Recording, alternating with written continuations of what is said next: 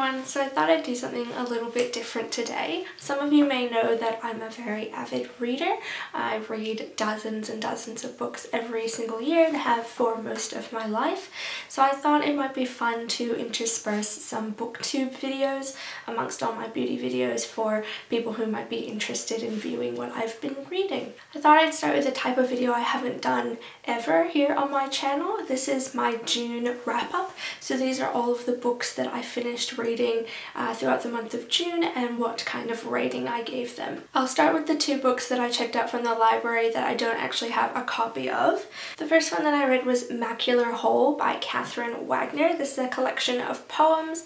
I gave it 2 out of 5 stars. I was not a huge fan of this collection. And the second library book that I read was The Rare High Meadow of Which I Might Dream by Connie Voisine. I'm not quite sure how to pronounce that.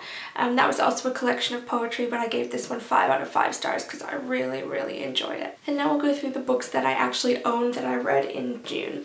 The first one is Z, a novel of Zelda Fitzgerald by Therese and Fowler.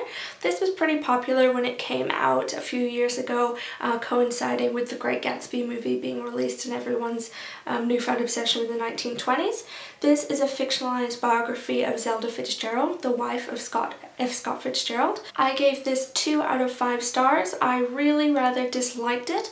I think Therese and Fowler had a really weird preoccupation with gossip and sex and minute particular descriptions of women's appearances that I found really disturbing and also quite boring. So 2 out of 5 for this one. Then I picked up The Elegance of the Hedgehog by Murial Barbery.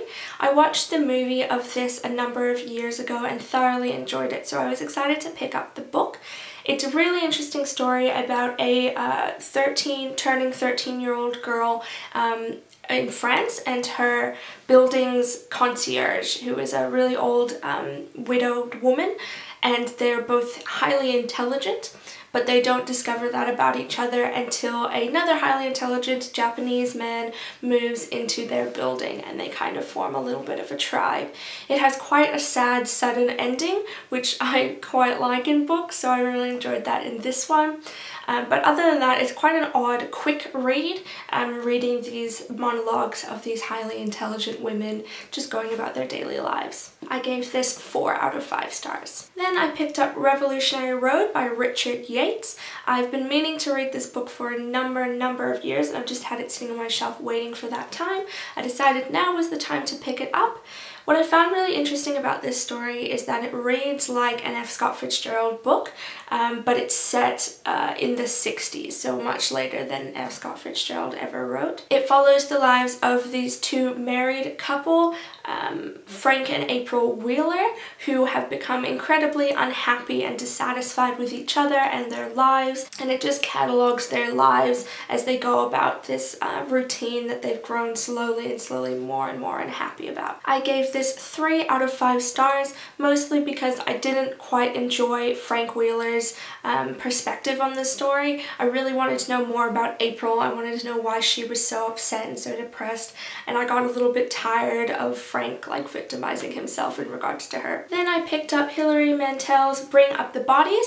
This is the sequel to Wolf Hall, which I read in May.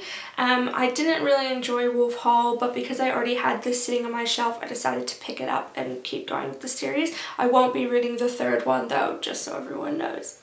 I gave this book 2 out of 5 stars because while it was alright, I'm not a huge fan of Hilary Mantel's writing style, and I'm not terribly interested in the Tudors, so I don't really know why I've read 2 massive books about them, but I'm completely done with this series. I'm not going to pick up the third one, and you know, it was alright. Next, I picked up Tony Birch's The Promise. This is a collection of short stories written by Tony Birch, who is an Australian short story writer. He's been shortlisted for the Miles Franklin Award for his book Blood as well, so he's a pretty well-known Australian author. I found this collection incredibly average. I didn't think the stories were particularly interesting. I didn't think their endings were particularly interesting. The characters were often really stereotyped, and I know he did that for a reason, but I didn't find it completely compelling. The best story in it, I think, was The Toe Cutters, which I found, this is the second story in the collection. I found the tone of that really beautifully done, and I appreciated that, but Other than that, I wasn't a huge fan, so I gave this one 2 out of 5 stars. Then I picked up Eugene Ionesco's Rhinoceros, the Chairs and the Lesson. This is a collection of 3 of his plays. I really enjoyed Rhinoceros, the Lesson, and the Chairs was alright. I mean, it's absurdist theatre, it is what it is. If you've never read Ionesco but are interested in exploring absurdist theatre, I would definitely recommend him. He's quite good, he's quite silly, and it was a good read. I gave him 4 out of 5 stars. And then the last book that I finished in June was The Amazing Adventures of Kavalier and Clay by Michael Chabon.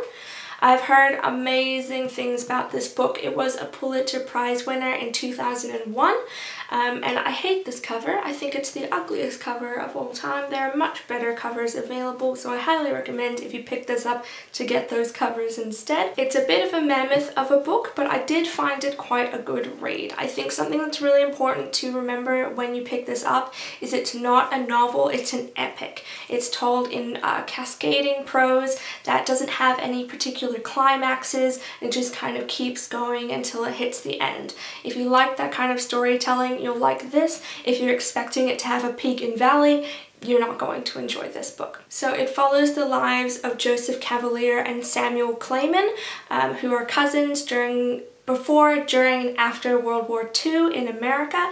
They decide to make their own comic book company, and it kind of just follows the trials and tribulations of that. So I did really enjoy this book, and I gave it 4 out of 5 stars. And then the last book that I picked up in June but have not yet finished is The Fictional Woman by Tara Moss. This is her collection of essays / autobiography about her experiences being a model, and then an author, and then an academic, and all the different labels she gets put upon her by the media, by the public, things like that.